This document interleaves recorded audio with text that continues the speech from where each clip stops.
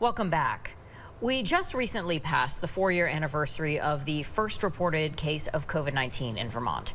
And in this week's 802 News podcast, we're hearing from one of the contact tracers responsible for trying to keep COVID from spreading in the early months of the pandemic from some of those first cases identified in the state.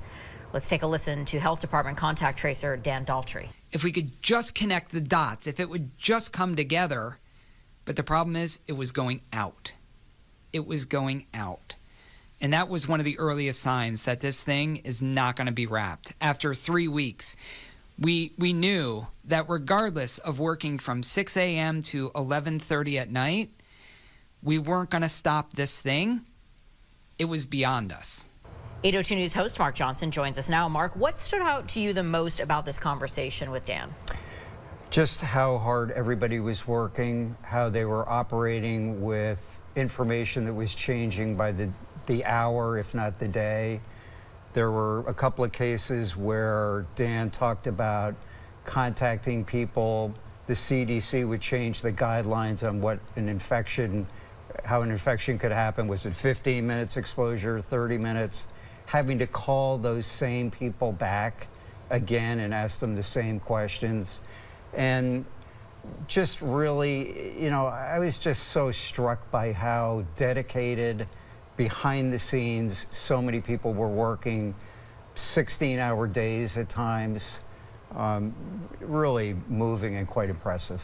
He did get emotional when talking about the time that he had to tell an 85-year-old person that they couldn't go see their loved one because their health would be at risk. Yeah. What did he say it was like trying to deliver the news, especially in those early days where there were so many unknowns about the virus and a whole lot of panic? Yeah, well, I think you heard the emotion in his voice. You know, telling somebody that they were going to visit their spouse in the hospital and that they needed to protect their own health. I mean, that's hard stuff to tell somebody, but he felt that that was his job and his obligation. So when you were talking with Dan, obviously we had a lot of kind of public-facing information coming out at the governor's press conferences, you know, once, twice, 3 times a week.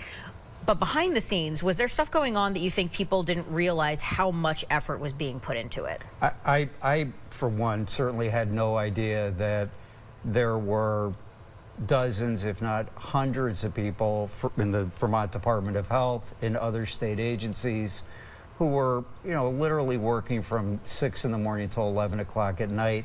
You know, Dan talked about, even as far deep into this, I mean, today marks the date when the national emergency was declared. He talked about in November, around the time of Thanksgiving, that he said to his wife, well, you know, I've got to go to work. And she said, well, you know, it's Thanksgiving. And he said, I'll do my best to be there.